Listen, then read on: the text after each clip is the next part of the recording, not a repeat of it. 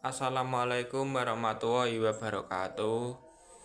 Perkenalkan, nama saya Prawira Ismawijaya dengan NIM 24107011228. Di sini saya akan menjelaskan tentang edukasi hukum dengan kasus kenalan online yang berujung penipuan. Pengertian edukasi hukum. Edukasi hukum adalah proses memberikan pemahaman dan pengetahuan kepada masyarakat tentang pentingnya hukum dalam kehidupan sehari-hari. Tujuan utama dari edukasi hukum adalah agar masyarakat, terutama generasi muda, memiliki kesadaran hukum. Artinya, tahu mana yang boleh dilakukan, mana yang dilarang, dan apa yang akibat jika melanggar. Edukasi hukum juga berfungsi untuk mencegah pelanggaran, bukan hanya menghukum. Dengan adanya pengetahuan hukum, seseorang bisa berpikir dua kali sebelum bertindak. Misalnya, tidak sembarangan membagikan data pribadi, tidak memberikan ujaran kebencian, dan tidak mudah tertipu oleh orang baru dikenal lewat sosial media. Di zaman digital seperti sekarang, edukasi hukum sangat penting karena kejahatan tidak hanya terjadi di dunia nyata, tapi juga di dunia maya. Dan semua itu punya konsekuensi hukum yang nyata. Ciri-ciri edukasi hukum, ada beberapa ciri dari kegiatan edukasi hukum yang perlu kita ketahui, yaitu memberikan informasi hukum secara jelas dan mudah dipahami. Tujuannya agar semua lapisan masyarakat bisa memahami tanpa harus berlatar belakang hukum. Bersikap preventif atau pencegahan. Dengan memahami hukum, masyarakat bisa terhindar dari pelanggaran.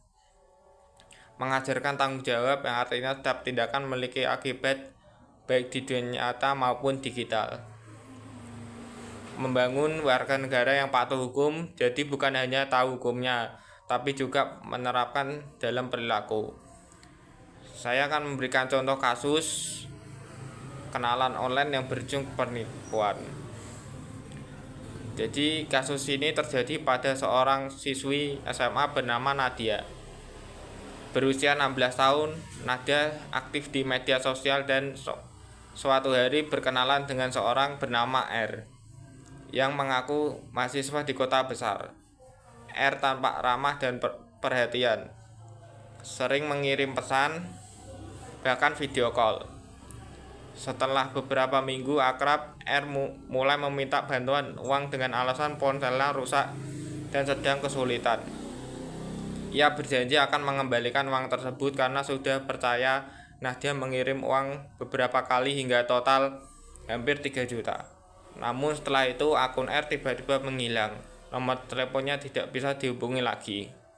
Saat polisi lapor ke polisi, ternyata identitas dan foto R palsu. Pelaku memakai data orang lain untuk menipu. Kasus ini termasuk penipuan online yang diatur dalam pasal 378 Kitab Hukum Pidana KUHP. Melalui jejak digital, polisi akhirnya menemukan bahwa pelaku sudah menipu beberapa korban dengan modus yang sama, berpura-pura kenalan akrab untuk meminta uang. Kasus seperti ini sering terjadi pada remaja karena kurangnya pemahaman hukum di dunia maya. Banyak yang tidak sadar bahwa membagikan informasi pribadi atau foto yang dimanfaatkan oleh pihak yang tidak bertanggung jawab. Kesimpulannya, dari kasus Nadia, kita bisa mengambil pelajaran penting bahwa edukasi hukum sangat dibutuhkan, terutama di kalangan remaja yang aktif di dunia maya maupun di dunia digital. Hukum bukan hanya berlaku di dunia nyata, tapi juga mengatur perilaku di media sosial dan dunia maya. Kita harus lebih berhati-hati, tidak mudah percaya dengan orang baru yang kenal secara online, serta tidak sembarang mengirim uang atau data pribadi. Dengan pemahaman hukum, kita bisa melindungi diri sendiri dari kejahatan serupa yang menimpa orang lain. Edukasi hukum membuat kita lebih bijak, lebih sadar, dan lebih bertanggung jawab dalam berperilaku baik secara langsung maupun lewat dunia digital. Sekian pembahasan saya tentang edukasi hukum. Assalamualaikum warahmatullahi wabarakatuh.